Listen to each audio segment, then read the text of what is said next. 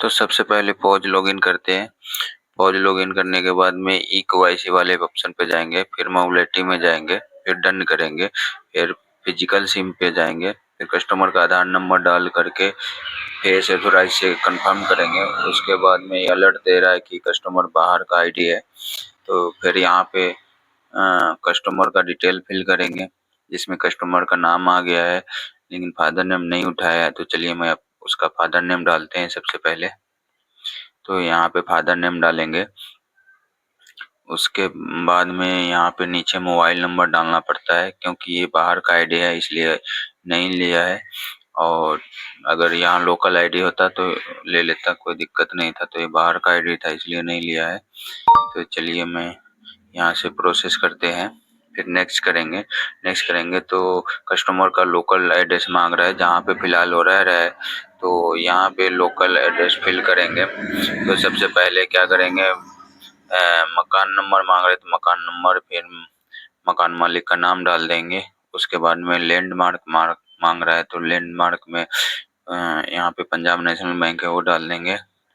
उसके बाद में पूरा एड्रेस मांग रहे तो विलेज डाल देंगे। उसके बाद में सिटी मांग रहा है सिटी डाल देंगे। सिटी डालने के बाद में फिर नीचे डिस्ट्रिक्ट मांग रहा है डिस्ट्रिक्ट डाल देंगे।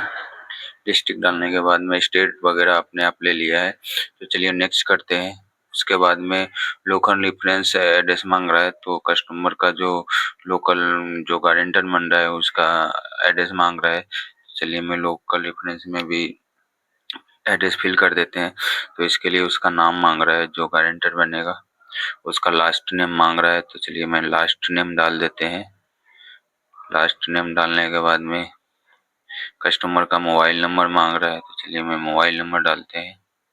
तो मोबाइल नंबर डालने के बाद कस्टमर के मोबाइल पे ओटीपी आएगा जो लोकल रेफरेंस में दे रहा है नंबर, तो उस नंबर पे चलिए ओटीपी आएगा तो ओटीपी डालते हैं इस पे।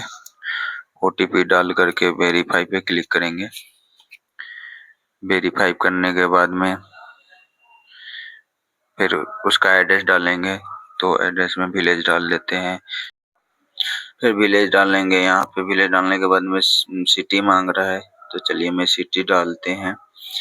सिटी डालने के बाद में फिर यहाँ पे लैंडमार्क मांग रहा है, तो चलिए यहाँ पे मैं डालते हैं लैंडमार्क। लैंडमार्क में जो रह रहा है जो लोकल रेफरेंस में दे रहा है नंबर, उसके पास में जो भी होगा, जैसे स्कूल वगैरह हो गया, बैंक हो गया, इस तरीके का कुछ भी होगा तो वो डाल देंगे, या कोई टावर वगैरह हो गया तो वो डाल देंगे।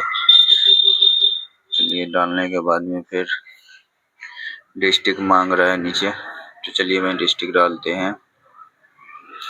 डिस्ट्रिक्ट डालने के बाद में चलिए डिस्ट्रिक्ट पहले डालते हैं। फिर वेरीफाई कर दिए। अब यहाँ पे पोस्टपेड प्रीपेड किस तरीका है, तो हम प्रीपेड चाहिए सिम। प्रीपेड चुनने के बाद में यहाँ पे कस्टमर कौन सी प्लान लेगा, एक 350 का है उसमें 2 GB डाटा है, एक 299 का है उसमें 1.5 GB डाटा है। सब अलग अलग प्लान है, तो कौन सी ले रहा है कस्टमर उस हिसाब से। चलिए मैं 299 वाला प्लान सेलेक्ट करते हैं।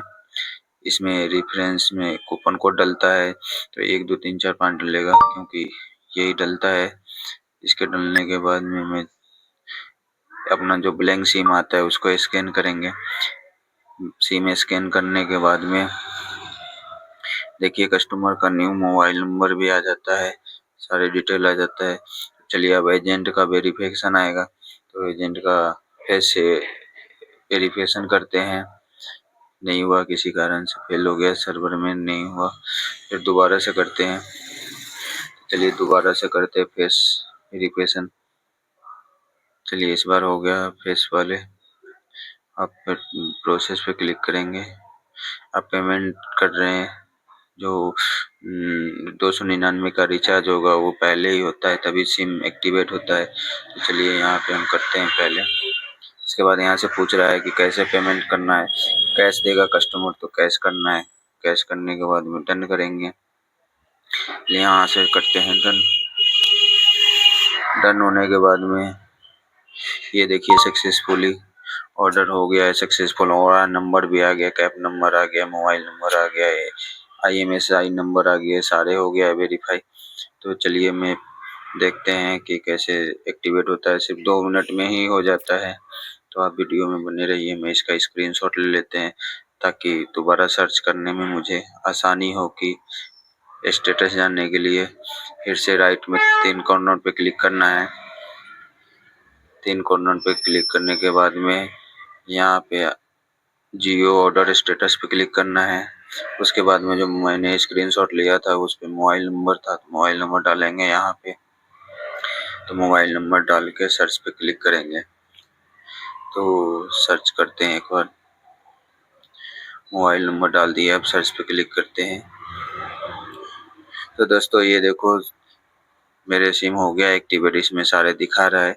मेरे एक्टिवेशन भी यस हो गया है, अप्रूवल भी ओके हो गया है, ऑर्डर नंबर सक्सेसफुल हो गया है। तो दोस्तों इस तरीके से 5 मिनट भी नहीं लगता है, जियो का सिम चालू हो जाता है। तो दोस्तों ऐसे ही वीडियो देखने के लिए हमारे चैनल को सब्सक्राइब करना, और वीडियो अच्छा लगे